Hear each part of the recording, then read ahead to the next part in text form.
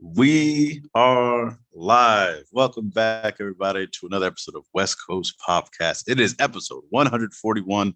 It's been one heck of a week. News galore, wrestlers coming back.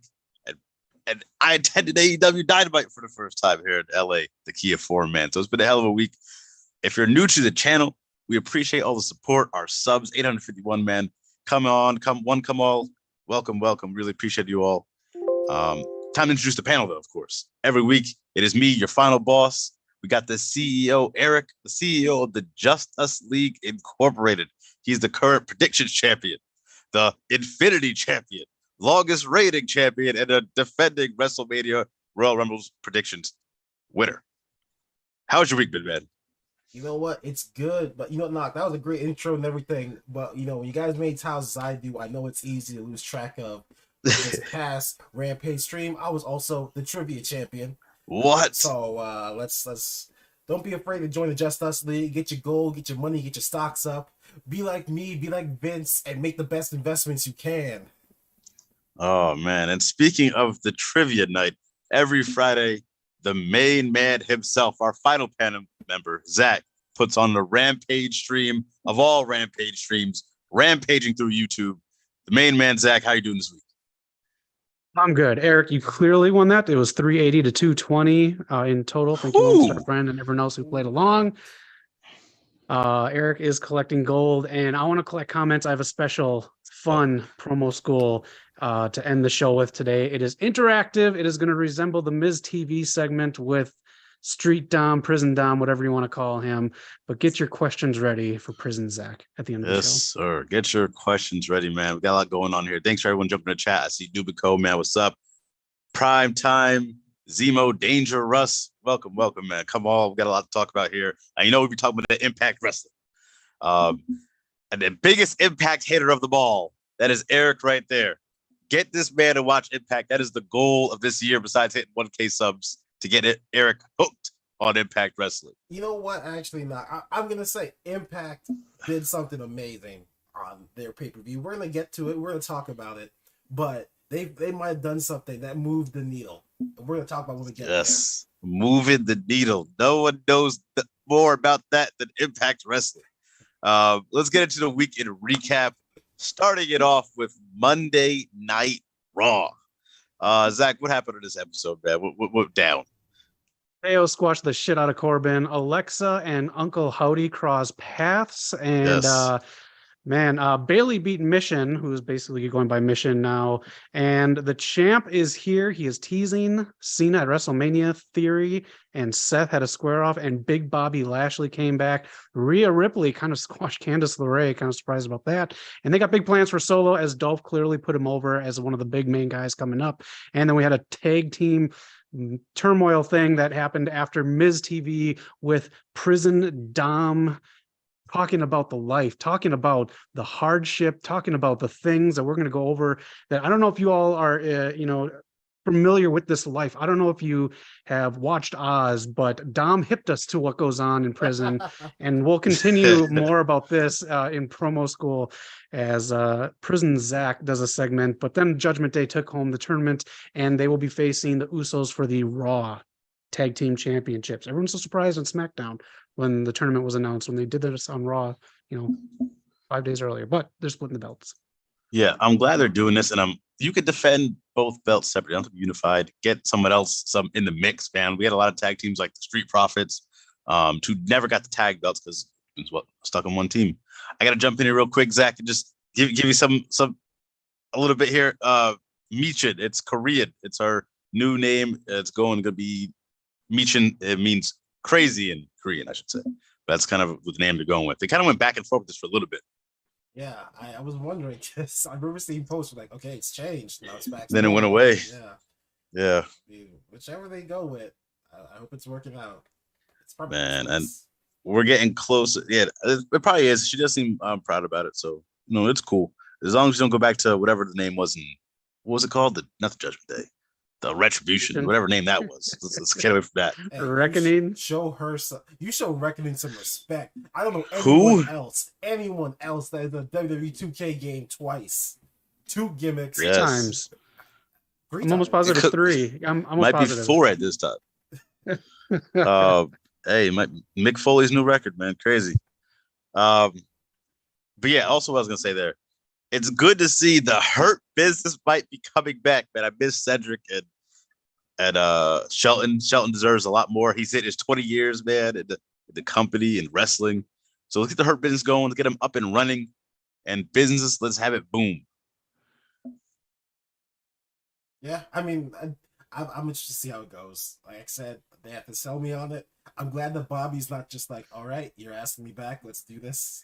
Yeah, I'm glad they remember the history. Maybe even bring Omos in there, get him something to do. So they got a lot of cool stuff going on there, man. Yeah.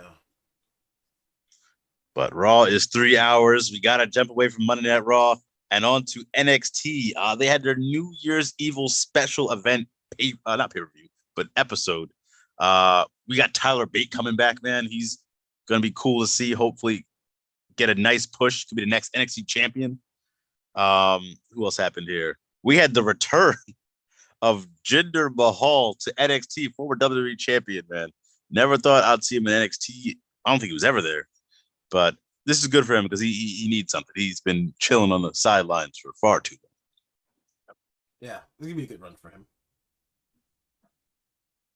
The next thing that happened here as well. So actually, before I really get into NXT, do you guys remember what happened on Tuesday? We're probably talking to news and rumors. NXT but this whole episode got blowed up because of what happened. What happened?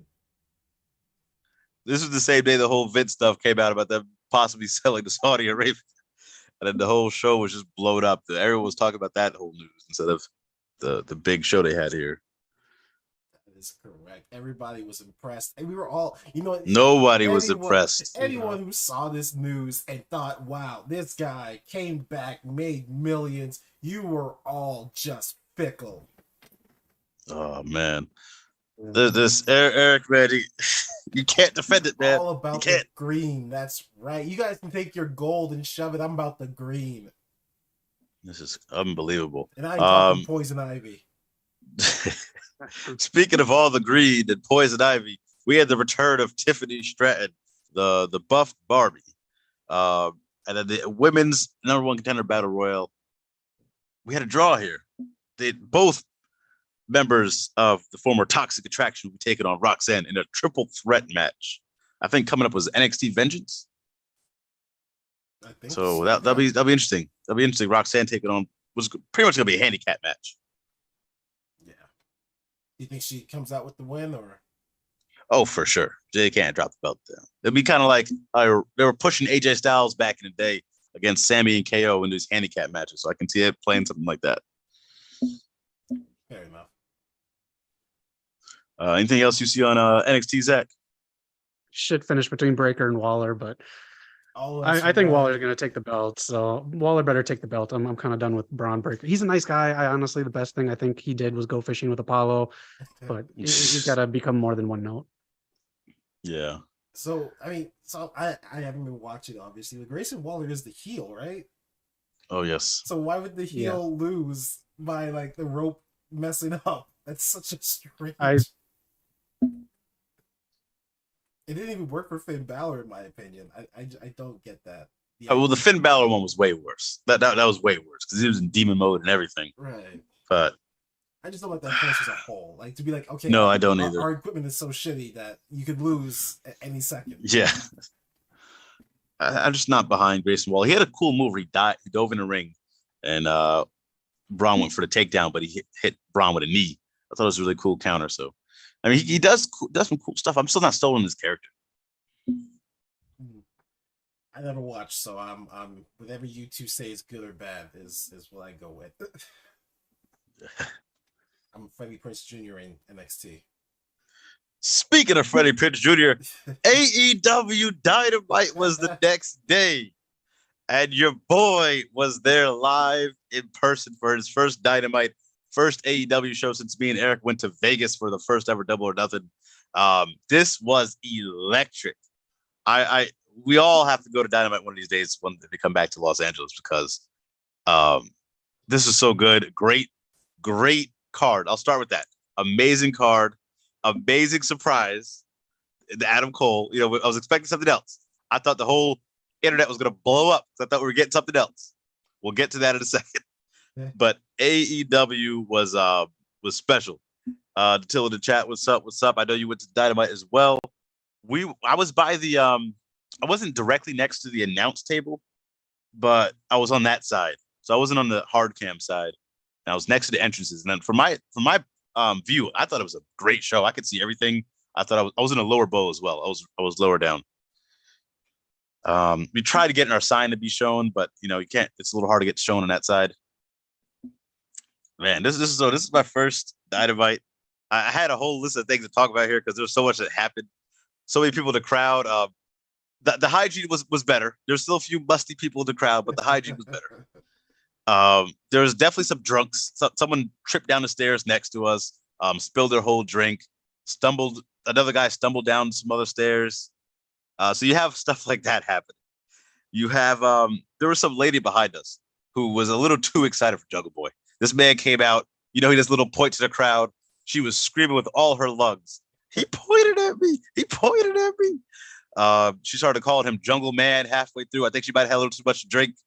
It was a lot going on there. And of course, I took my girlfriend for the first time, her first wrestling show ever. And I think she enjoyed it more than she thought she would. She made a scissor my boyfriend please sign in the middle of a hardcore, hard-hitting tag team match between Jungle Hook and The Firm. All she noticed was Jungle Boy's hair and what type of shampoo he was using. But besides that, she really enjoyed it. The pyro, the main event, the trio's best of 7 game 7 match. To see that live was special. To see the way the crowd reacted. I don't know how well it picked up on TV, but during that match, when Penta had the crowd going with the ole, ole, ole, ole, Cero Miedo, that was huge. That was loud. It was crazy. What else happened here, man? This show was just great. The show was great. I know what's coming next. I know what people are going to say. They made a mistake with the whole Britt winking at the camera saying the boss line.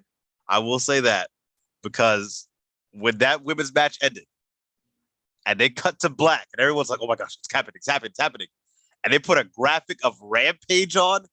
Oh my gosh. They almost lost the room. They almost lost the room because the boos poured in. And it was just loud. That was one of the bigger pops, and not in a good way. So I don't know what they were thinking, but production, someone has to be looking. There has to be someone watching the crowd, like someone understanding what's going on. Saying, "Hey, let's not dim the lights this time." I don't know if did they go to commercial break like after women's match. Zach, were you watching live? Why did they do that? They showed the graphics, which you probably saw, the same ones, and you could hear the boos over them, and then you could hear them trying to bring him down, but I don't think the sound guy knows how to do that yet. Yeah. So I'm glad you texted me because that was a very big notice. There was no dampering those boos. Like it was bad. And I know people are defending because like they didn't, promote it. They didn't really say she was on the card. They didn't promise anything. But we all know TK. He does those when he has something big happening. He has those, where he lets the cat out the bag. The CM Punk thing. No one talked about that, but it happened.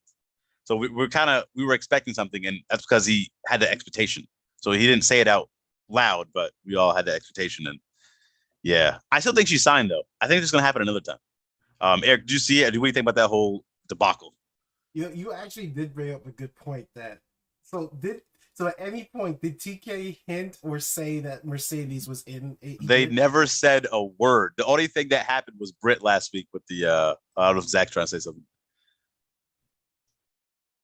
Just to chime in here, Saraya and TK played it very safe with saying things in interviews that were national interviews. They were playing along with it very well. I'm 50-50 on it. I'm not on one side or the other because they did not blatantly advertise it. It was the internet, but they knew exactly what they were doing. Britt went into business for herself like she usually does, but I enjoyed very much so because it's a very good heel way to do things like she does. But they played along with this and they knew exactly what they were doing with this. And it's a carny business. This was a carny thing that they did, but you know what? They got some views in, so I'm not mad at it. Yeah. So yeah, I'm not mad at it either. Just tell in the chat. I did stay for Rampage. Crazy main event there. We'll get to that in a second as well. What else happened? So yeah, Jungle Hook was crazy. Big Bill was really over with the crowd. At least my section, they were loving him, especially the lady behind me. So MJF, another thing, another controversial. He did say he cleared it with Takeshita, but I know Zach, you've been talking about it for a little bit. How are you feeling about these MJF promos, and is he getting exposed as world champion now? With like, is he falling apart? He's not falling apart. He's just coasting, and that's my problem with it. If you're going to praise yourself as the pillar or the main guy, you got to come stronger with that, man. Especially after Ricky Starks laid you out, you haven't really done anything big since then. I don't know. What do you guys think about that? My thing on that is, if you're going to say you're the best, be the best. Bryan Danielson is the best in the ring. He doesn't even say he's the best. So, I mean, you got to come out strong if you're MJF, and if you're the champ, you really got to come out strong. So I actually had an interesting perspective here, because this is like the first time I think I watched wrestling with someone who doesn't watch wrestling in a while. So I got to see like stuff that usually lands for us, the stuff we're used to seeing, how it translates to someone who doesn't watch. And this is one of the weaker parts of the show for sure. MJF actually was probably the weakest part of the show for someone who doesn't watch wrestling. It's like, oh, it's one of those typical like, I don't know. It's just got wasn't like a good heel heat from him with that. The best part was like seeing Ken Jog on there and Freddie Prinze. But besides that, his stuff with Takeshita wasn't good. Oh, I mean, so I didn't get to see the promo. AEW uploaded it. So people were offended by something, or was it? It was typical, like making fun of like he doesn't speak English really. I'm American, like this is how we speak, stuff like that. And I don't think that really translated really well, especially for this day and age. And I didn't think did much for anybody. Right. I get what he was doing, because like he said something with a sense of like, he said, "Oh, your name's Take a Shitta" or whatever. Mm-hmm. And I know that's like a heel way to try to get the crowd to know your name, because now he has to explain what your name is. You have to say what your name is, and then like the crowd's like, "Oh, that's his name, not this." And like that's a heel way to do it. So I get what he was going for, but I don't know, it just didn't really hit. Okay. I mean, sorry, go ahead, Zach. No, you're good. Go. I was just gonna say that I agree with what Zach was saying. I mean, look at Bryan Danielson. The guy is the best. He doesn't have to say it. He every week, every promo, it hits its mark. I don't know if MJF is coasting or if he hit a soft ceiling, like, because this is essentially what he's been doing. It's just, I don't know if maybe he needs help. Maybe he needs someone to tutor him to get to that next level.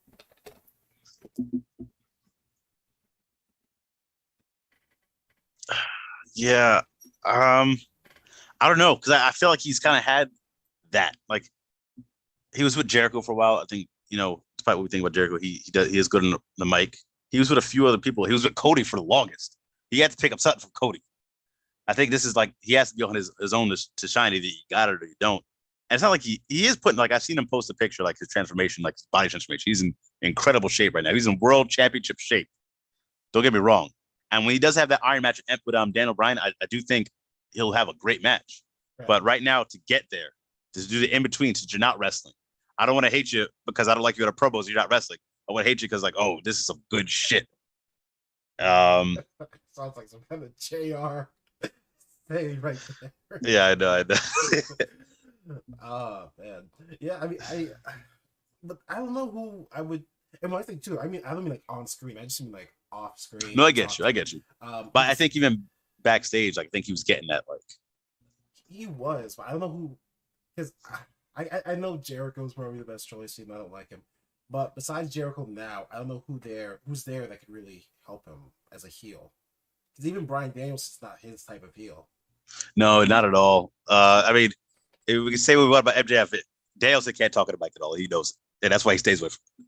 He says his one words, that's it. Right. The tail of the chat says he went off on Freddie Prinze and Ken. He did. That part, those stuff was kind of funny. That was some good stuff from him. So it's not all terrible for me from MJF. Exactly. But no, Freddie Prinze didn't like it. He sat there like, that's the best you got. When Freddie Prinze is like, fuck, this is weak. Yeah. When Freddie Prinze is looking at one of the top heels saying this is weak, that's pretty bad. Ken Jong, bless him, he sold everything and played along. Freddie Prinze looked at him with his beard and was like, that's all you got? Like, okay. You're not going to make like one out of it. It's just easy. It's not even low-hanging fruit. It's just the easiest stuff. And then if he's going to talk like about the stuff with like not speaking English or something like that, it almost just goes back to the same stuff that he complains about online, or he defends online that people shouldn't do, is make fun of him for being Jewish. So it's like it states that Eddie Kingston's himself on this, where Eddie Kingston plays a bully and says that's who he really is in real life, and then says online how bad bullying is online when he gets bullied online or just a comment is made. So it's just these things, and he's like the best at kayfabe, but he caught himself for me in this. So that's true. What else happened on the show here? Because then again, so this is another reason I think I heard someone say, I was scrolling through Twitter, why Mercedes didn't come back, or they think CM Punk might be coming back too. That's beside the point. The reason he think he kept TK held himself together and kept the surprise to one thing, to not dimmer the light on the return of Adam Cole, baby. I seen the video since going. I was there live. I'm pretty positive this is the loudest pop I've ever heard in my life. This place was off the charts, and nobody knew. Like, we're all thinking about, oh, it could be Mercedes later on. Let's wait for a women's match. This surprise happened at the end of the first match. Tony Schiavone's just in there, and you can hear it in the crowd. People next to me. Tony Schiavone goes, "I take no pleasure in inviting my next guest." No one next to me thought it'd be Adam Cole. Everything, it's probably MJF's turn. It's MJF. Adam Cole, baby. When you heard, here comes, it's all about the boom. Oh my gosh, that place. People say that place blew up. That literally happened. That was insane. The Adam Cole, baby. Everything was, and then his whole, I got good news, I got bad news. I think I was texting Zach live, like, oh fuck, I don't know if it's a good thing, man. He has some bad news, and he was selling the fuck out of it. Then he goes, the bad news isn't for me. Oh man, that place was, I've never seen that before, I don't think. So I have a question for you, Max, since you were there live. Actually, I have two questions. One, Adam Cole's return, does it make it worth the ticket price? Just the return alone. The return alone, 100%. Like that was a moment. Like, I don't think I've ever heard a pop that loud. Okay.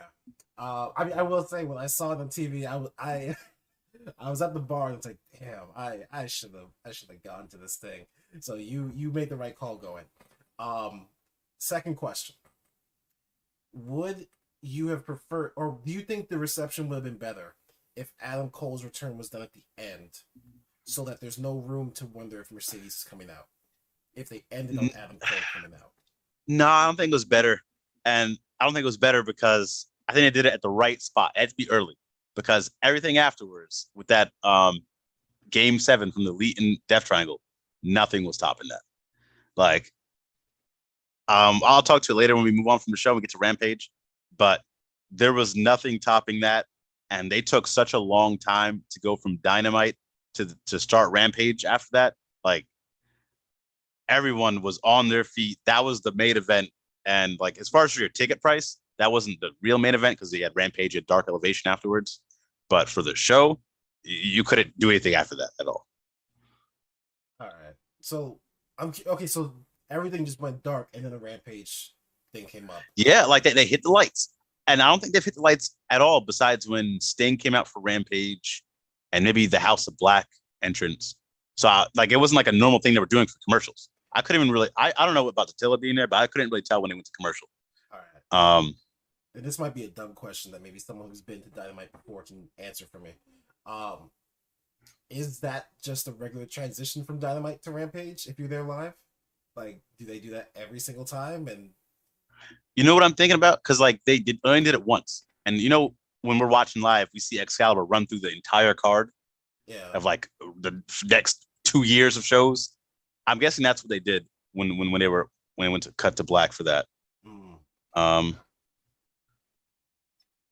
So yeah, I don't know. They had a dark match before. Yeah, so it was Dynamite. Then they had Kenny Omega, the Young Bucks, did their speech. I think TK came out for a speech, pre-Rampage speech as well. And they did an AEW Dark Elevation match. It was Jade Cargill, which they've been doing a lot of Jade Cargill versus Sky Blue. They've been doing that one, a tag team match. And then they went to Rampage. One on Dark. So what? They put her 49th win on Dark. Yeah. Yeah, that's 49. That was. Oh, Okay. Okay. I think it's because they're trying to speed it up to get her 50th win with Red Velvet. See what they're going for. Yeah. Okay. But yeah, Dynamite overall great experience to go. I know people were pissed that Sasha wasn't there. It did sour the moment a little bit, but overall, this card was tremendous from top to bottom. And I even talk about Danielson versus Takeshita or Moxley versus Hangman, which were amazing to see live. So shout out to them, man. Shout out to everyone on the card. Great show. do you want to hit the chat before we go into the next? Yeah, where are we at in the chat there? See Newman Cohen in the chat. He says Bray Wyatt is Uncle Howdy. Zebo in the chat. Let's get the bad W out of the way before we get to the good Impact. We're getting closer to Impact. I don't know if you're still there, but we're getting the Impact, man. It's so close. A lot to talk about with Impact as well. Primetime says Mercedes is signed up with NJPW and Stardom. Is that confirmed? Is that she actually signed that? Well, like, I know she. There's some bit of news and rumors that address on that. All right, we'll address that in news and rumors. We'll get there prime time. Dattila, yes, it did stay for Rampage. Noob & Co. Why is MJF in wrestling version of Captain Cork or worse Deadpool? Nathan Carey in the chat. Guys, I've been watching WWE on and off since the 80s. I worry for the future of the company. We all do, man. We don't know what the heck is going on, and neither does Vince. He's making it up as he goes. He's Dangerous. Making the bills as he goes, too. Oh, man. Yeah, the bills for someone else to pay. Dangerous Mitchell in chat. Do you think Eddie Kingston should beat MJF? What do you guys? Is Eddie Kingston the next world champ? Oh, you get that out of here. Don't even bring that into my universe. Oh, man. Ed Tiller, are you going to discuss Hard to Kill? We are getting closer to Impact Wrestling. What do we have now? Oh, Impact Wrestling is next. I hate this. Wednesday to Thursday. Hang on a second. No, you know what?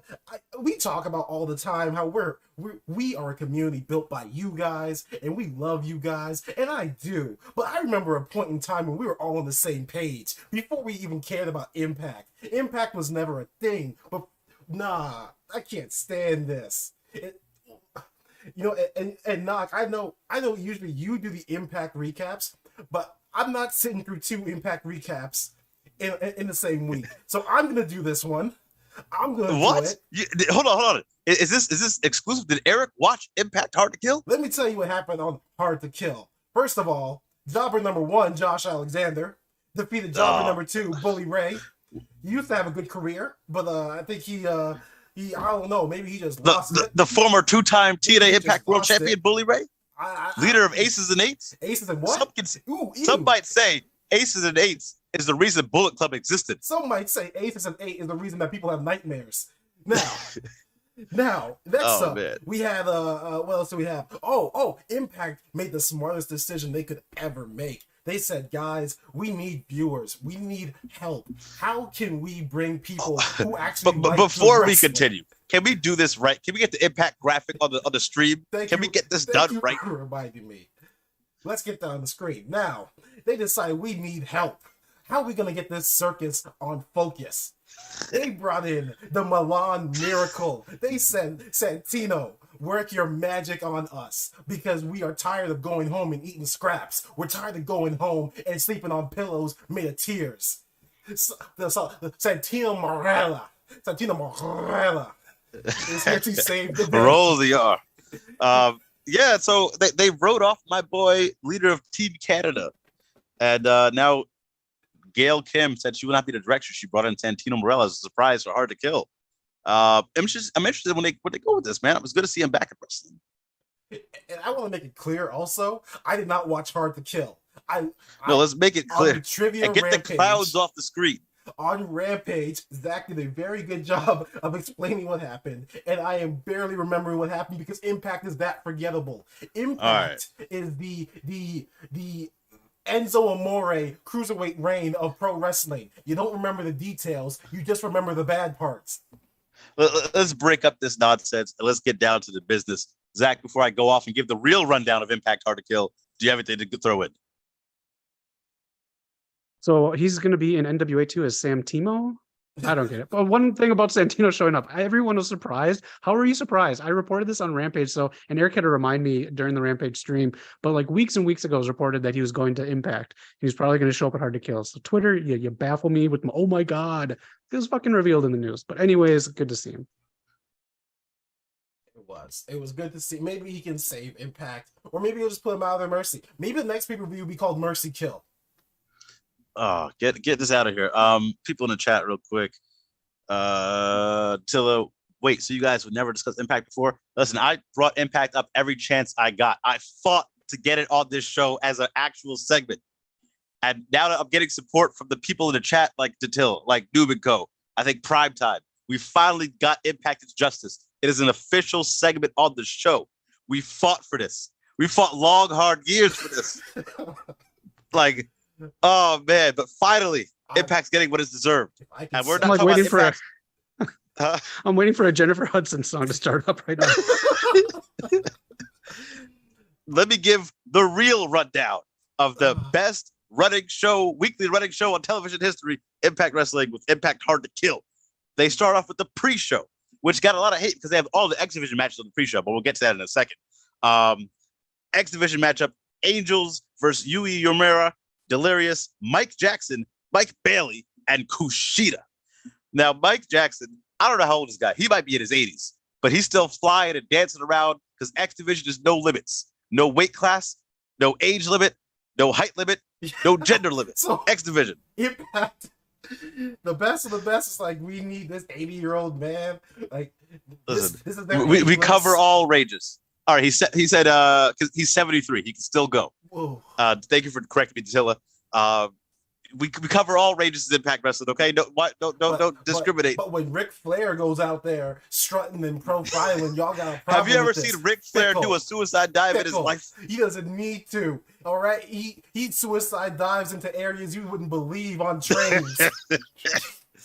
Oh man. Anyways, the Impact rundown. Kushida defeats Angels in this match. Great match. Good win from Kushida. He's gonna be on for his win. He's gonna be an AEW Dynamite against Darby Allin for the TNT Championship coming up this week. I'm sorry. I know I'm making this. I'm making this review longer than I want it to be. Come on, man. This is the first match. You're telling me they just dropped all pretext. Like, if you win, you get to go somewhere better. No, that wasn't part of the stipulation, but he actually is wrestling Darby Allin next week. That's right. He's everywhere. Okay. Well, Kushida locked into our. He put it in his finisher on. I can't even speak no more. He tapped out Allin Angels for the victory. Let's get that out of here. X Division champion Trey Miguel took on Black Taurus, got the victory over him to retain his belt. He blinded him with the spray paint right in the face. They've been having a few matches together. They actually have good chemistry together. Then he hits him with the lightning spiral for the victory, retaining his belt, his so-called D-Generation X Division belt, as some might say. Actually, I just coined that. I don't know if anyone else said that. But now on to the main show. They have a 10-belt salute for Don West, who passed away, one of the best announcers ever. And we get straight into the Impact World Championship. Josh Alexander, the longest reigning Impact World Champion in history, takes on Bully Ray, in which has now become probably the most deeply personal feud Josh Alexander's ever had. Bully Ray has been tormenting him, his family, his wife, and in an epic Full Metal Mayhem match, Josh Alexander jumps off a ladder, puts Bully Ray through a table, pummels him, and I don't forget her name, but correct me if I'm wrong. Josh Alexander's wife gets in there, hits Bully Ray with a low blow, and Alexander gets the victory with the ankle lock, tapping the big Bully out. And that's just the third match. The first match of the main show. We have special appearances from Tara, Raven, who's all in Mickie James's corner to really get her going for her main event match against Jordynne Grace with her career on the line. Impact World Tag Team Champions, Motor City Machine Guns, retain their belts against the major players, Heath Slater and Rhino, Bullet Club's Ace Austin and Chris Bay in a 4-way elimination match. So again, Motor City Machine Guns are one of the best tag teams in the business and of all time. And it's great to see them retain their belts. I'm hearing they needed 2 of the best WWE tag teams to help sell this match. No. MCMG, Motor City Machine Guns. You will see their wrestling moves everywhere. Everyone copies them. They're the blueprint the standard for tag team wrestling. To get the victory, they pinned Chris Bay at the end with the Dirt Bomb to remain Impact World Tag Team Champions. Because they have no hope of pinning someone from WWE. The Bullet Club is bigger than WWE, some might say. And now on to another major surprise. I don't know if you guys have realized, but Kazarian's wrestling for Impact for a few months. He's been there for years, but he asked for his release from AEW, and he announced tonight at Hard to Kill he is signing a long-time, full-time exclusive contract with the best pro wrestling company in the world, TNA Impact Wrestling. With a tear in his eye, this is the saddest day of my career. Oh, man. He's back in Impact Zone, and I truly believe he'll be the one to defeat Josh Alexander and win the world title. His first TNA World Championship in his career, which is very well overdue. So I'm rooting for Kazarian to make that run. Digital media champion Joe Hendry. Some might call this like, if you talk about Bo Dallas, you got to believe in Bo Dallas back in the day. Because everyone's got to believe in Joe Hendry. Everyone loves Joe Hendry. That's the whole thing going here. So he actually loses to Moose. Moose hits him with a low blow and spears him to steal the victory. And that's when the show stops. That's when Santino Marella makes his debut and overturns the decision, restarting the match. And now, with that happening, the Milan Miracle helps Joe Hendry get the victory and retain his digital media championship. Man, I'm going through it all. We're getting there. We're getting the Knockouts number one contenders match. Deonna Purrazzo versus Masha Slamovich versus Taylor Wilde versus Killer Kelly. Again, one of the best women's divisions in the world. Masha, the Slamovich, the Russian pitbull, whatever you want to call it, gets the victory with and they have a really cool double submission move on here as well. But she gets the win. Should be number one contender for the Knockout Championship going forward. What else we got here, man? Oh yeah, I posted this on our Instagram. But Rich Swann took on Steve Macklin in a street fight. Rich Swann hit a freaking cartwheel RKO on the street, literal street fight. You haven't seen that before, Eric. But Steve Macklin gets the victory. Impact before either. Eddie Edwards gets a victory over Jonathan Gresham. And now it is finally time for the main event. One of the most emotional matches you could ever watch. With a tear in the eye, like Eric said, the tear in your eye. Mickie James pulls out the win over the young Jordan Grace, title versus career. She comes out to an entrance with her roots. I don't know if you know, she's Native American, has a Native American roots. She always talks about it with her podcast. She talks about how much it means to her. And she had a really, really great entrance with that. Sold out crowd, by the way. She put on a match. Mickie James is definitely one of the best of all time. Needs to be in the Hall of Fame everywhere for both Impact and WWE. Real quick, Numiko, don't forget, Knock, that Natalia Markova is the most beautiful, dangerous women's wrestler in Russia. I won't forget, man. You got it. You got it. We'll see her one day in Impact or AEW. But Mickie James is the new Knockouts World Champion for the 5th time. You heard it first. 5 time. That is the cruelest punishment I could ever think of putting on someone. This poor woman just wanted to retire in peace, and you people force her to be champion of you're basically forcing her to be Hades, ruling over the underworld. Oh my gosh. The hate has to stop, man. When you let Impact into your life, you will find you can do many things.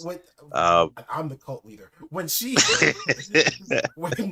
shows up with the Impact title, this Royal Rumble at the Rumble, and throws it over the top rope, eliminates it hopefully from existence, I will be a fan. When she and Nick Aldis walk into WWE hand in hand, everything will be right. Nick Aldis ain't going to WWE, but it'll be cool to see Mickie James there again. This match was really crazy. It was off the charts. It was great. Mickie gets the win with the DDT. You see a lot of cool stuff. Jordan Grace is definitely going to be back here. It was a great moment. And you see Mickey's son come in there to celebrate the win with her. It was very emotional, man. She deserves this. She deserves a big stage, a sold-out crowd, and she was the main event. So shout out to Mickie James. Zach, do you have any hopes for Mickie James' world title? I think you've been calling this entire last rodeo to a T. I don't know, but like I was telling Eric, she's not going to retire when there's 2 other wrestling shows going on at the same time on national television. I don't know. I'm sure she's going to the Rumble, but I think what big event is at the end of the year? Because I'm pretty sure we're going to see the end of Dustin Reynolds, Mickie James this year, Sting, and there's one other one I was thinking of that I think are going to be done after this year. Matt Hardy or no? Did you say this year? Maybe. But I don't know, man. I'm like open on what this is going to happen with Mickie James, but I'm excited. Yeah, I think this is wishful thinking, man. And if she wants to have a last rodeo, just do the world tour. Go to Stardom. Mickie James versus Mercedes Moné in Stardom. One match only. Y'all heard it here first, man. You know, we're the oracles of pro wrestling. We coined that phrase a few weeks ago. So, Nubico says Mickie James retiring at WrestleMania 39. That'd be cool. It'll be the biggest stage you can get. But I hope she does some really cool stuff. Doesn't her have to drop? Oh, doesn't her dropping the belt gonna mean like that's gonna be her retirement match? Because when she loses, she retires. Oh, Ric Flair rules. You lose and you're out. Yeah, that's how it's been. Yeah, that's how it's been. But Ric Flair never grabbed that gold. Ric Flair was grabbing a whole lot more. Oh man, Ric Flair doesn't know how to retire, anyways. And yes, Attila, I have seen what he had on the screen while I'm reviewing Impact. Excuse me. And he had this stupid clouds. Now he has this Thor beam, this tired ass Thor beam. Get the Impact Wrestling logo. This is not even a real Impact Wrestling logo. First of all, this is the old one. You know what? You're lucky I have an Impact logo at all. You're lucky they have an Impact logo at all. You're lucky that they found someone who's willing to work for a handshake that they can design a logo for them.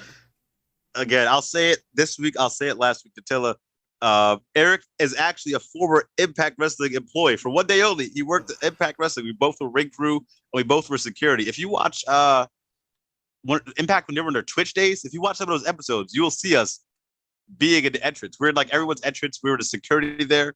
So Eric, they gave you a break, man. I sold out. Is that what you want to hear? I sold out. Everyone makes mistakes. Oh man, good times. But that was Impact Wrestling wrap up.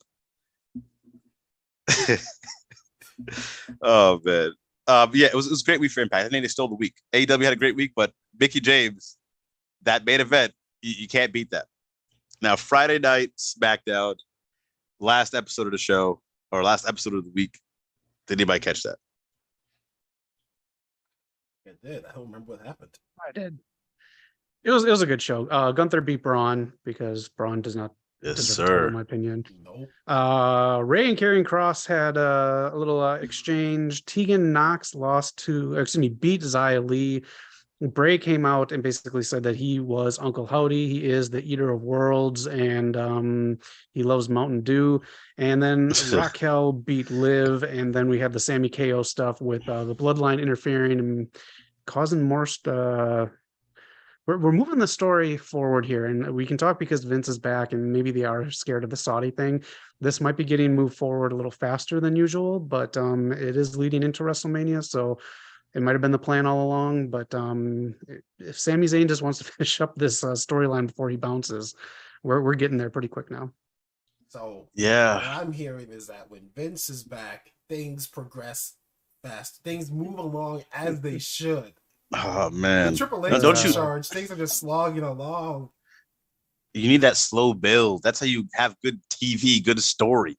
To get little moments. This Sami Zayn tangent would have never happened under Vince.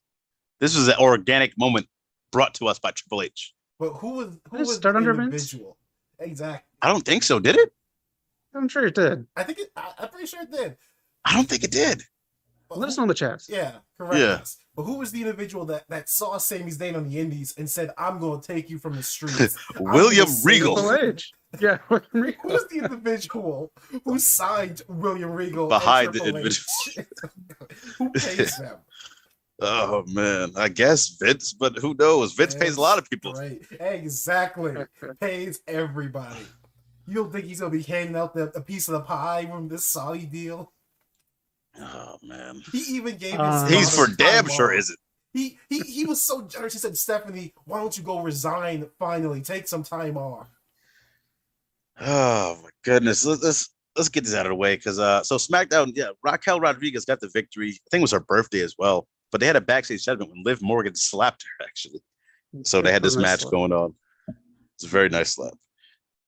Then this whole Sami Zayn thing. I don't know if you guys caught it, but so it was at the end when he's doing his little, put the one up with the bloodline. He was a little hesitant. You seen KO grabbing his his boot, and it seemed like Sami might be, they're planting those seeds, man. It's ramping up, but they're still planting these very nice seeds for the turn. They are. I'm good with it because we need to get I think everything done with by WrestleMania with him. But yeah, again, just with Vince back, I'm just kind of leery of how things are going to go. I am too, man. I'm excited too. It's a great time to be a fan. And honestly, it's a great time to be a shareholder, be an investor. It's just great all around for everybody.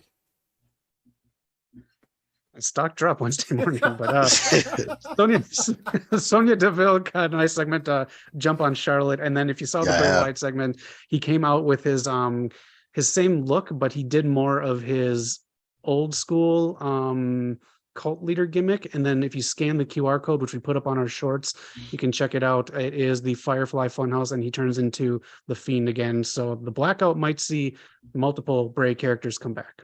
Okay. The modern day Mick Foley mixed with Taker and Mountain Dew. I am kind of hyped for that because they've been. I mean, I don't know if Mountain Dew is just that good an advertisement partner, but they've been doing some advertisement for it. Like they're going behind this a lot, so good. It could be something. It could be. But yeah, that is SmackDown. It was a good show. Please lay off on Rey Mysterio, man. Karrion Kross saying bad father this, bad father that. You're more disappointed in yourself, or your son. Just lay off my guy, Rey Mysterio, the legend. But if you guys haven't seen it, we'll talk about Rampage. I went there live, but Zach does Rampage live streams every Friday. He does trivia championships. You can win the West Coast Pop Trivia Championship, and it is the most beautiful championship in all of pro wrestling. So get a chance to win. Eric is the current champion, even though I wasn't there. Even though Matt was at SmackDown, he wasn't there. But Eric is the current champion. So try to take the belt from him next Friday for trivia. That's what you got to do. You got to pick your spots. Nobody complained when Edge did it. Everybody complained. I complained. He took the title from Undertaker, man, on SmackDown. He wasn't even on the show. Don't get me started. I'm traumatized. But Rampage, this is huge to talk about. Again, if you were there live for this, I didn't realize they had such a gap between Dynamite and Rampage. We were waiting for at least 40 minutes. And then they had the Dark Elevation match. Then they had a few segments. So it's a bit of a gap between Rampage and Dynamite, but still overall solid show. I love my boy Double J, Jeff Jarrett, who's going to become champion too. Jay Lethal hitting Paul Walter Hauser, or Housen, if you will, with a guitar shot and taking his Golden Globe. So good segments there. The Ass Boys had their thing. That was huge with the crowd. The crowd loved that stuff. Wasn't good on TV. I'll agree with that. It wasn't. Yeah, I can see it not translating on TV. But live, at least the people next to me, they were loving it, man. They were eating it up. So that's good. Talk about live, because you got a short up of what got edited. Oh yeah, of course. So yeah, we threw a short up there because so Renee Paquette's out there. What's his name? Justin Roberts says, "All right, we're gonna have a nice give it up for Renee Paquette. We're gonna have her out there doing a segment. She's out there waiting." That actually took a while to get set up. She was out there waiting for quite a bit. Or no, it took a while. She came out. She took a while for her to come out. Then she finally comes out. It does the whole thing with the Acclaimed. Introduces them. They come out.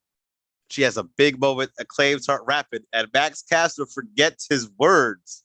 He just fumbles the bag. I've never seen it before. Eric, does the Doctor of Thugonomics forget his words?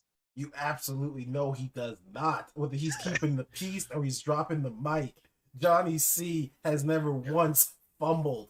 Zach, you know the great thing about John Cena, besides the 1,015 things that are great about him, is that he is a true professional.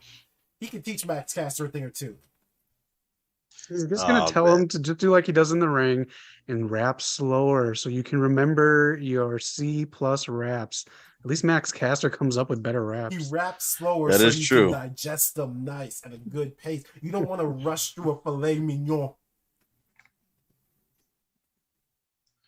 I don't know. Did I cut out? Am I still there? You're still there. Oh man. Well, you can't rush to a filet mignon. They give you like a tiny ass piece of meat, man. They don't give you the full steak. But yeah, Max Caster forgets his rhymes. He says, all right, redo. Let me run it back. And I stopped recording. I didn't get this in the short, but the crowd chants, one more time. So he has this room to mess up because everyone's still on his side. They love him. Then Mr. Ass himself goes, this is why I already said one word. So they go back. Renee Paquette, I don't know where they cut. I didn't see it live, so I don't know where it cuts. But whenever she reintroduces them, that was a different cut. So she reintroduces them. They come back out. They do their whole rap again. Great speech, great rap, and they get to it. What else happened here? So we had the 2 segments there. Then we had, of course, the House of Black versus Ortiz and Kingston. This was a little low point for me. I love the House of Black entrance. I'm still missing Buddy Matthews. I don't see him wrestle a lot. But Kingston Ortiz for me, it's just not there. Like I'm missing so much. I don't want this feud to really continue, but it looks like it's going to. Did you guys like this match? I know you guys don't like Eddie Kingston, but like even me, I'm not digging this. Nah, I think this is going to be the rivalry that ends Ortiz's AEW career. I can't imagine where they go with this. Like, what, they turned and have a match? That match, I'm not interested. I love Ortiz, but I'm not interested in seeing him versus Kingston 1-on-1 for any reason. Yeah, not at all. Not at all. I'll be honest with you there. The reason this was so bad is because House of Black just came back. This was kind of a big deal building up to this, that they were going to do something House of Blackish with this match, but it was all about Eddie, and it just took away what was supposed to be. I mean, again, the booking was bad on here. I wanted to see some good House of Black stuff, and I didn't. A lot of the stuff between Alistair and Eddie was comical, but not in a good way. Like Eric said, there's no reason Alistair wouldn't whoop his ass in real life. Oh man, yeah. There's that. See Primetime in the chat, Noob and Co. I don't like it because it's Eddie Kingston. I want House of Black versus the Elite. I want them too, and I thought they should have did a better job of building House of Black up. They could have had a nice feud going to be like, oh, who's next up for the Elite? Oh, this team right here has been killing. Let's have it then instead of just rushing them in there. So they gotta really fill out this division and get it right. But yeah, that was honestly a low point for me. It kind of took me out of Rampage. I was already there for a little bit. Then the Darby Allin match, which opened the show with Juice Robinson, was cool. Wasn't too bad, but I mean, Darby was selling his ass off. That was another thing my girlfriend noticed. Like he puts his body on the line. But yeah, the match is okay. Now the main event, which everyone's been talking about, we got to see there. This, hey, first of all, let me get your opinion first. Eric, if you want to start it off, all the talk's been going on about why do women have to mutilate themselves, their blood, people not liking the blood, people not liking the violence. What are your thoughts? So, right away, I knew there was going to be blood because leading up to this match, not even just because of the women, but leading up to the match, AEW's kind of been like advertising it as like, how are Anna and Tay gonna, keep up or match their last street fight? Like, oh, it's gonna be bloody, it's gonna be this and that. So I was like, I could tell someone was gonna be bleeding. It was hard hitting, and I'm glad that it actually main evented. Should have main evented Dynamite, but it main evented. Props to everyone involved, I guess. Except for Tay, she kind of scared me at some point, but yeah. And then Zach, again, check out Zach's live streams every Friday for Rampage. What do you think about the violence in this match? I know I'm asking you specifically. I know you said in the past too, like even when the guys do it, the debate this past week on the internet has been, oh, everyone's fine when the guys do it, but when it's the women, they want to put it down. But I know you even said during like freaking Moxie Omega, during that like barbed wire nonsense they were doing, not the death match, but the one they did at Full Gear, that was a little too much. So what are your thoughts on this? This I liked a lot, just because once AEW advertises, we make all these advertising jokes with Excalibur all the time. They advertise so much, I literally tune out. Like, I know they advertise the card for Dynamite. I don't even remember what it's going to be because I just tune out once I see the picture-in-picture Excalibur talk about the 10 cities they're going to be in next week. So I didn't know about the stuff that Eric was just talking about. So this was all a surprise for me. Willow has she flipped a switch, which was nice. Seeing Ruby just go to 11 was great. Glad that she was showcased properly. Tay scares the shit out of me. I would not do spots with Tay. And Anna Jay, that spot scared me. But I like this match. I thought it was a surprise, and I don't really feel surprised that much in AEW because they can pretty much book their whole show after knowing the card. But I liked it. Yeah, and I thought it was a scary finish, but props to Ruby for selling it all. Yeah, Ruby was gushing.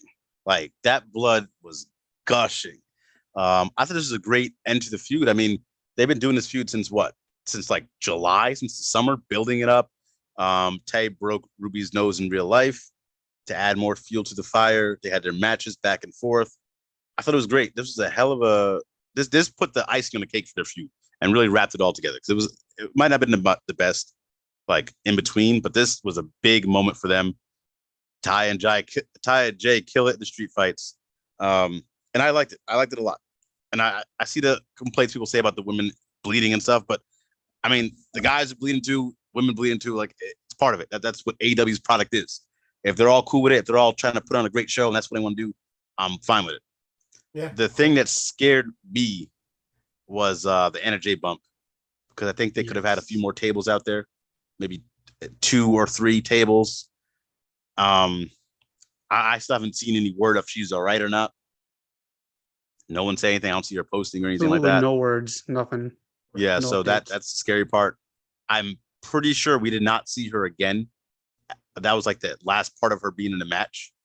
And you can see it, like when she first took that bump, she was stunned and surprised. So that didn't look good. So hopefully she's good. Shout out to Willow, like you get turning that to 100. Like you see her come up with the braids, they were in like the Dudley Boys attire. Like it really sold the character change. I love the little bit like that, man. That was cool. She wasn't smiling and dancing. She was mean mugging. Real Slim J in it. No, not that. Not that. We're We're not talking that about hard yet. We'll get to that level at promo school. When Willow wrestles normally, she does tiny little like half to 1 full second glimmers of this character. So I don't know if it's something that she's been creating in the back of her mind for a while, and it's just kind of like you were talking about Bray and Mick Foley, but I've been seeing this little bit of her like in the past year and a half of her. So this might be kind of a nice character touch that she's been doing. Very nice. Yeah, so it was a good spot for her too. She was in the main event. I think this is her first main event, and she got the W. Ruby, I thought she tied this whole match together. She's clearly the most experienced, very talented in the ring. I thought she kept everything on rails for as much as she could. I don't know what she was saying in between there, what she was doing, but I just know like she was the glue to this match. Yep. Now, the other nonsense I'm seeing on the internet, people try to comparing Willow to, she's calling her Nia Jax 2.0. They're trying to disparage her, trying to say she can't work because of the Anna Jay spot, the power bomb. So that's like, one spot. Someone else in that match had more than one spot that they were almost botching. So if someone else wants to change their last name again, Jax can go there. Yeah. So I just want to come out of the podcast and just be like, that is ridiculous. Willow's one of their best workers. As talented as that women's division is, Willow's one of their best workers. She's put in the work. She has the experience. Let's not throw any slander towards her. That spot's on her. Again, they should have more tables there, if anything, because that table just pretty much broke her spot from the jump. They could have another table there. And I think Anna needs a few more reps too. Obviously, she had no control over that, so that's not on her as well. But there's one part where like you can see where Willow gets her for the power bomb, and Anna kind of like locks her legs in the power bomb. And I feel like that looked like if you watch it and the way she lands, the way her knees like have no room to move, looks like they buckle, and it looks like she can blow a knee out. I don't know what she could have done. I think she could have not sold it, but had her knees in a better position to where that wouldn't have affected, even if she went to a table or not. But yeah, we're not blaming Willow for this. That's absurd to me. Yeah, I mean, internet's crazy, man. And I mean, like that real Nia Jax when she's wrestling wasn't nearly enough outrage, but we can use her as a comparison. That's kind of weird, but yeah, exactly. But yeah, that was AEW Rampage, man. Great main event, and this is the thing too. So when you have Dynamite go off air and you end with the Elite Trios match, you really got to have something else to keep people staying. I think a lot of people did leave for Rampage, like right after Dynamite ended, a lot of people did leave. there's still a good amount of seats left, and it was still loud. But that main event, if you stayed till the end to watch the Rampage main event with the women, they delivered, and they really gave you a reason to stay. Well, unless you guys have anything else, that was the weekly recap. Definitely went a little long there. Had a lot to talk about there. But yeah, let us know in the chat what you guys thought as well. Really appreciate it. Let's hit up some news and rumors. Some quick news and rumors. Zach, you got anything? Watch while there's a lot of tag action going on, so you can get to know a lot of the talent in this week's episode. You guys are still not in it, but we're getting there, I'm sure. Beast came back. Jungle Girl interrupted her and basically said, I will help you train, get through this injury. You will not relinquish your title.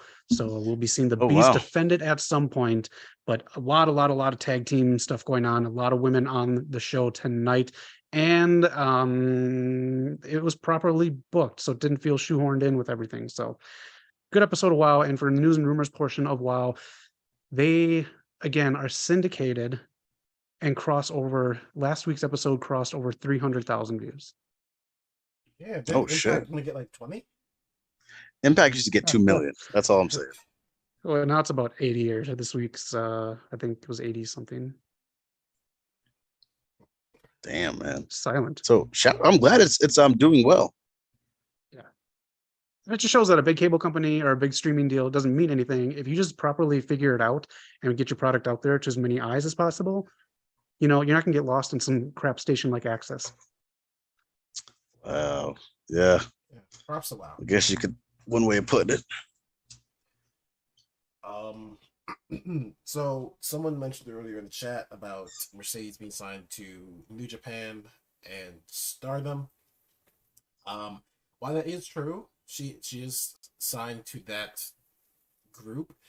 She does have some heat already, if you read dirt sheets, because apparently she has been talking about, I'm not sure what the promotion was, but it's another promotion that's not inside that bubble. And she's saying that she's excited to work with those people. And the management for Stardom and New Japan are a bit upset because they want her to focus more on promoting their stuff, what she's signed with, which is understandable.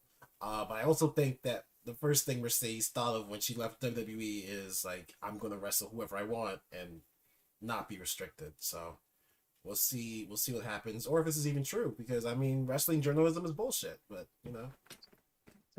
Yeah, I think she's all right. Yeah. That's all I had. That was really noteworthy. The other thing I have is, I mentioned this a couple weeks ago on Rampage, and I forgot to on the episode, I think last week's.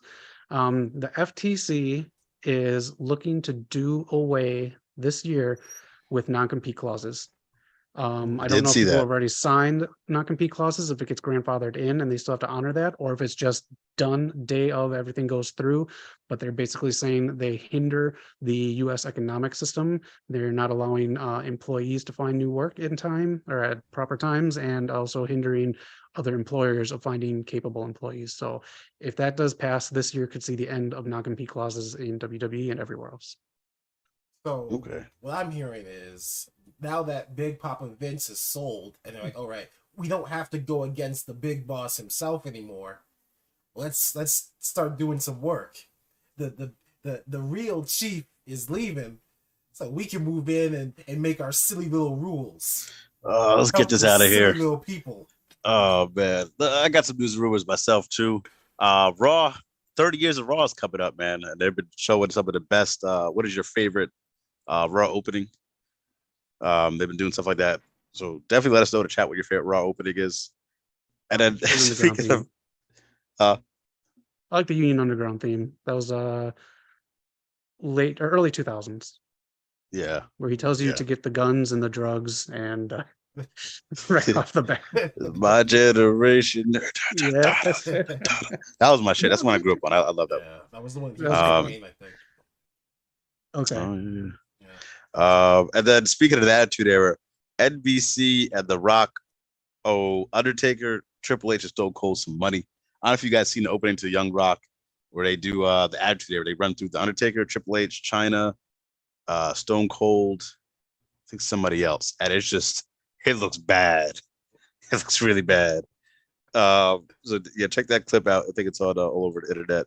And then Jade Cargill becomes the longest reigning champion in AEW history, surpassing Hikaru Shida.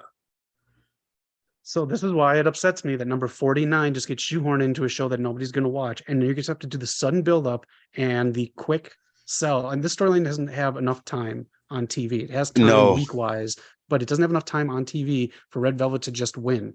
I need to see more Red Velvet fighting. I need to see, like, this is what upsets me about the booking of Jade. Yeah, it doesn't make sense to me at all because TBS champion, not on TBS. Another news rumors I saw, Mick Foley pitched a best of 7 deathmatch series with Terry Funk for WWE. That's hilarious. Oh man, would you have liked to see that in their prime? In their prime. I mean, like tomorrow. I'm like, you know, no. This is back in the day. Yeah, sure. I can I'll watch it. Yeah. I would not have personally, but I feel like we would have reported it. We would have talked about it. Yeah. Mm-hmm. And then I think the last thing I wanted to say was, so Saraya tagged Taya Valkyrie on Twitter saying, "Bring Taya to AEW."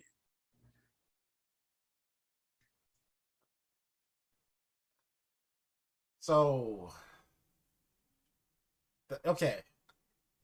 I don't know how I feel about it's cool because it's like their personal life and their friends. When wrestlers are like, "Hey, I'd love to see you in this company." I just don't like it when wrestling fans take that to mean like they're definitely coming. I get tired from wrestling fans speculating all the time. The CM Punk rumors are going crazy again. That shit killed me. I'm tired of that. I want Punk to just come out and say I'm done, or I'm fucking tired of this already. Oh man, dealt with this for over a decade, and this asshole doesn't again. I'm sorry, I'm going on a tangent I didn't even know I cared about as much. Oh man. Well, the FTR contract stuff and them taking about 3 months off, you could see him back in 3 months with them. Yeah, it's kind of wild with the FTR thing going on. So we'll see. A lot of stuff, a lot of moving pieces. Ginny, former NXT UK superstar and girlfriend of Gunther, has announced she's retiring. Yeah. The injuries got to her. It's a shame. I would love to see her on the main roster. We all thought she might be coming in for the maximum male models, but no, she is retiring. And then last thing, I think, Eric, it's the picture I told you to put up in the thing if you did.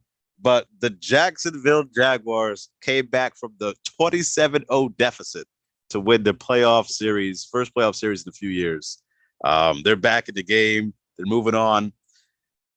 And TK is just jumping for joy on the field. Everyone's jumping for joy down in Jacksonville, having the time of their lives, best week, best year. Even DMD is posting. But ever since they took this picture, the Jacksonville Jaguars have been 8-0. They have not lost a game, and they won a division and made the playoffs. Sorry, I sent it in the group chat that I want them to win so bad, just so they can get that WWE Super Bowl title. So damn bad. Knox said it's not happening this year, but I'm throwing away all my allegiances. I'm behind the Jaguars this year. Like, in all seriousness, they play either the Bills next week or the Chiefs. They're probably going home. It's gonna be a hard victory if they win, but it'd be cool. Have you never watched the Mighty Ducks? Have you never seen what's that the Angels one, the baseball one, the Angels in the outfield? Thank you so much. God, Field of Dreams. The point is, the program, Major League. This is it. This is why those movies were made. This is how dreams happen. And Vince is gonna walk down there with the title belt in one hand and the papers to sell WWE in the other. And Tony's gonna mark out. Imagine that. Imagine them having the gold belt to TK. I want that to be a movie where, like, the purpose of, if Jaguars win, they get WWE. They don't have to pay for it or nothing. They just get it. Well, that's been news and rumors. Weekly recap is all good. Eric, you got anything going on this week? Got anything to promote for the channel? Anything happening? What's happening? This week I'm not too sure. I don't know. Just make sure you subscribe so you can always check out what we've got. We've got this new trivia game, which is always fun to do. We talk about it all the time. We're trying to get some tier lists up. We're just trying to find the perfect one. If you guys have any recommendations for tier lists, let us know, because there's so many options, but we don't know which one to pick. Doesn't have to be wrestling related. Also, it could be Marvel, DC, could be, which X-Men tier list is the best and worst X-Men tier list on YouTube. Y'all let us know, and we'll make it happen. We'll make it happen, and no matter what, if it's X-Men, we'll get Eric to be a part of it. Yeah, and I'm working on our backlog, man. I'm trying to get some videos out there for you guys, getting the editing done. So we'll keep tuning in. Got some more videos for you guys, for sure. Zach, you think you got going on? Not much. I just want to get a discussion going really quick, since we just talked about TK and the possibility of them having. So Barron's magazine, that's put up by Dow Jones, states that they are in the hunt for it, and they're going to start working with a partner to see if it all can be figured out and done. In the comments, let us know. We heard about the Saudi stuff on Tuesday night. Disney execs, and I think it's Comcast or someone else, met with Nick Khan Monday night at a college football game or something. I don't know what sports they went to, but they all met. Who do you think is going to be the best company to sell to? I do believe no matter what, Vince is looking to go private again, so he can be in control of everything that goes on in WWE. We talked about everything on the stream on Tuesday night when we just popped up. Everything could change with the American culture of clothes, outfits that are worn on TV, where the WWE network would land, what this means for Fox and USA having TV shows, if NXT just goes away, and if pay-per-views are going to start costing money again, all that kind of stuff. So who, with all that stuff in mind, again, with women's wrestling and Sami Zayn might going away too, who do you think is best to purchase if they are looking to sell by mid-2023? Do you have an answer already, Knock? In all seriousness, if they do sell, I think the best shot. I'll put it in like this. I think TK at Shad is a long shot. I don't see that happening. For multiple reasons. I think this just got posted because it makes it look good. Like, oh, they can buy this. Looks like potential, makes their company look bigger, or possible merger. But that'll happen. The Saudi Arabia group has the most money, but that will be the most negative price you could ever get. So I don't know if that will happen. And then it comes down to Disney, NBC. Now Disney has the money. I think they have the will and the way to do it. Start putting on ESPN. You start putting on ABC. They have multiple channels for all their different shows. ESPN2, all this type of stuff. So I think Disney and that whole ABC market, the whole brand, I think they're going to make the play and pick up WWE. Yeah, I hope it is Disney. That's who I'm rooting for. That's the team I'm on. For one, that production level, WWE already has the best production in pro wrestling. Like, they make Impact look like Impact. But WWE with Disney money level production, that would be great. WWE's documentaries and shows with Disney, and cool thing about Disney, even though they own everything already, is whenever they do buy a property, except for the Star Wars trilogy, because I don't care if you like it, good for you. I think it's trash. I agree. Good thing is, except for those, they either hire people who are devout fanboys, or they let the people who are already there do their thing. They just have to follow like a general model. So they would either leave WWE alone creatively, or they would bring in people who know what they're doing. If it does go to Disney, that means no more blood, no more a lot of stuff get toned down as well. I don't know about. Because if it goes on Disney Plus, is there none of that type show on Disney Plus? I don't think so. I know they said they put Deadpool on there, but I'm pretty sure it's heavily censored. It's not too censored, but they did censor stuff like in the movie Splash and like little things here and there. But they are making Deadpool 3, so who knows? I feel like I'm willing to take a chance on that, because I first of all, if it goes to Disney Plus, then I can stop caring about Peacock. That's true. Great. I don't know. I feel like I can't think of anything that Disney Plus has that's like bloody or anything. But honestly, what blood do we see in WWE today? Like, unless it's accidental, or Cody Rhodes is fighting with one arm. It's usually clean. I think for the talent, they'd love to go to Disney because that means a lot of stuff. That means possible roles in Marvel or all this different Star Wars, whatever thing you do with Disney. Half the roster goes to Disneyland and Disney World all the time. I'm sure they'll throw in some free Disney passes, Disneyland passes. Like for talent, morale, Disney's the way to go. That would be. I know a lot of people would be in love with that. Probably become like a SAG. I mean, you guys know more about that than I do, but I'm sure Disney would probably. There's a lot you can do. Now the product for the fans, I don't know. I really don't know how that would look. WrestleMania would be amazing. You know, as you said that, I just realized we'd be taking two toxic fan bases and combining them, the Disney fan base and wrestling fan base together. Yeah. That'd be something. I would say for the sake of what the Saudi deal makes us fear, I would say Disney or NBC and Comcast buying it, just because I do believe both companies would out Vince. Yeah. NBC and part of the sale, but then that's kind of defeats the purpose of Vince wanting to come back for the sale. So let us know in the comments. There's a lot to think about. It is, and I mean, I think you're right. If especially if it goes to Disney, eventually, I can't remember. I was actually while I was bartending last time. I had a regular who's a huge wrestling fan, and he we talked about how my thing that Vince is on the fringe of mainstream notice, so he can get away with so much shit. But if they do get Disney, he's not in the fringe anymore. He is in the center. He is going to, like, people are going to look into him. He will eventually get canceled. Like, just that's randomly, true. And they will have to kick him out. Mm-hmm. Like, there's no more fringe for him. So that's if he's done with Saudi, I think he's still on the fringe. But yeah. I mean, if it goes to Disney, I doubt they'll retain him. Right. So. Yeah, that was a good point there, man. Well, let us know. Let us know who you think should do it and why this is the best thing for business. Because now Vince gets that big money. He's going to be helping the American economy so much. Women are going to have so much more money when Vince is out spending. He and Ric Flair are going to turn the town red and white with cocaine. It's going to be a wonderful night. I might hit them up and ask if I can join them. You know, I'll get a lawyer. I'll say, listen, is there anything I shouldn't do that these guys are going to do? And I'll join them. We might as well get back to the Impact talk. But I think that's what we got this week, man. It's been a good show. Episode 141.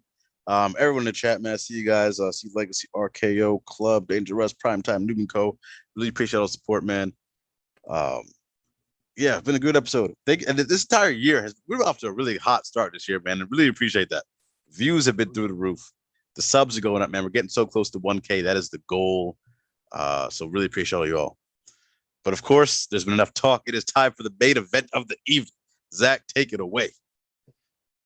All right, on Promo School today, we had so much fun, especially on the channel, with Prison Dom or Street Dom or whatever you want to call him. The segment on Miz TV was so just like, I don't know. I ate it up. I loved it. And even more so the entrance, the poses, everything. They know what they're doing. They know it's a joke and they're not like overly, I'm just really digging it. So I'm going to talk about my time in prison, but I want you to have questions for me. And I will just like on Miz TV, an honest discussion, just like Miz TV is. It's a show about truth and honesty. I will answer any question you have about white prison and let you know what that life is all about. Knock and Eric, you can either ask a question or you can act like an inmate and tell me something or whatever you want, and I will just respond, just flexing out the improv muscles here today. And in the chat, give Prison Zach some questions. Think of them right now. I will come back in a second. You heard the man. Give us some questions to ask Prison Zach. You know, I keep thinking of when he said that. You remember the episode of the Boondocks where they go to the straight? Yep. With my boy Tom, the lawyer, he was afraid of his butt. That's right. What was his thing? He's like, he's my butt. You can't have it. That's right. They taught him that move. Oh, I love that show. That show is amazing, man. I would love for it to be brought back. I know they've been working on season 5, but what's my guy's name? Aaron McGruder. The guy who played Granddad. I know you. God, Yeah. Yeah. R.I.P. Yeah, but I don't know. So I don't know what they can do. I don't know what happened with season 5, but they were trying to bring it back. That was my show, man. Damn, the full transformation. Wardrobe is outstanding Oh today. gosh. Everyone get a load of this, man. This is the real main event of the evening. We have Prison Zach on the show. Ask away any questions you have. I will be glad to fill you in on that prison life, that going to a nice country club, white privilege jail, prison, excuse me, gotta use the right term. So I'm an open book today. I will answer any questions you have. Just let me know. Prison Zach is here. All right, prison Zach. What got you in? What landed you in the prison? Excuse me. It's those menthols. So I basically I killed someone, so I got a week in white prison.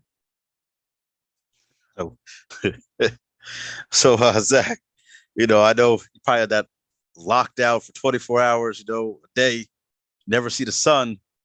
But my guy from next Friday, Baby Joker, no more locked doors. Do you have any trouble being in locked doors?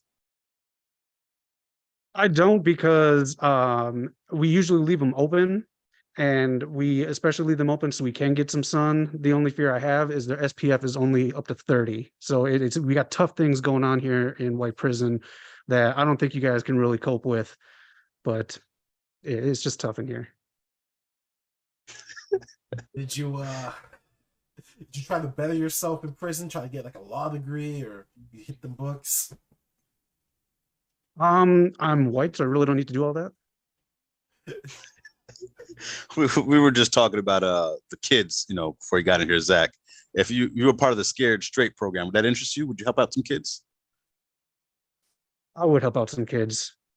I would tell them, when you grow up and you're white, you can do anything you want to do. Just watch out, because if you get caught, you got to do 7 days of hard time, like Prison Zach. I almost missed that subtle in there. We got a question from Prime Time. How's your roommate, Zach? In White Prison, we don't have roommates. We have suites, and they're all to ourselves. So, but the community is great. We had a potluck last night. It was wonderful, and I brought some brownies. We talking Betty Crocker brownies or Cheech and Chong brownies? Only cocaine is allowed in White Prison, so just Betty Crocker. You got to the prime time one. Dangerous Mitchell. What gang is he a part of? See, White Prison is full of gangs. It's a lot of very tough gangs. I am part of a very tough gang. It is called the Tennis Gang. It's so tough. We only get to play 2 matches a day in the sun. So I mean, we roll hard out there because we can't even have a rubber match because it's just 2 matches. So if both sides win, you just shake hands and you go your separate ways. Did you get a prison nickname? Yeah, they called me 2 LaCroix Zach. I started a petition to get a second flavor of LaCroix in, and by the time Thursday hit, it was done. Prime Time and I are on the same page there. Same question. But Dangerous asked, did you get cable? Yeah, so that's like the hardships that they don't really tell you about. It's cable and then only like 8 streaming services, and they're all with ads. So I mean, when you hit White Prison, you get the hardships. I just miss the lush life. That's what I miss. Those ads are torturous. There's like 2, and then the show comes back. Like, get out of here. Oh man, it makes you want to murder someone. Dangerous follows up, but do you get visitation? Only family, friends, conjugals, and I can leave 6 out of the 7 days a week to go do something. Any Shawshank plans to break out? If you ever go back? See, white prison changes you and it makes you want to better yourself at not getting caught. So I'm just going to serve this time so my record can look good. Oh gosh. Listen, man. Let's get to the meat and potatoes here, man. We seen a lot of rappers go to jail. Tupac, Lil Wayne went to jail and they came out with some bars, with some heat. What are you dropping the album, Zach? The album, man, I don't even know. You know, I've been thinking about that life and just waxing poetic about it, you know, with a nice flute or something behind my words. I don't know, man. Maybe next week. I don't know. I could just drop it right now because this life is so real. It's so raw that I think a lot of people can connect with, especially the youth today. I guess the RKO wants to know, can he write to you or can they write to you? I will probably be out by the time the letter gets here, but you can definitely write. Oh, man. Hashtag free Zach. We got some free Zach in the chat. Oh, man. It's tough times, my guy, rough. Zach, man. You know, they only have 2 gluten-free dishes. It's crazy. What type of conditions he's in, man. That's something. Something got a lawsuit on our hands, legacy RKO, get a prison tat on your face and shave your head. I don't know if that's a question. I'm not shaving my head. That's ridiculous. Oh, man. Legacy RKO must be listening to the podcast. I don't know if he's watching. Dangerous Missile, free Zach. Thanks everybody jumping in with these chats, man. Appreciate you. Is there any tips you got for the kids out there to avoid this prison life? Oh man, just live your life white. Right. Sorry, live your life right. And everything will be okay. Oh man.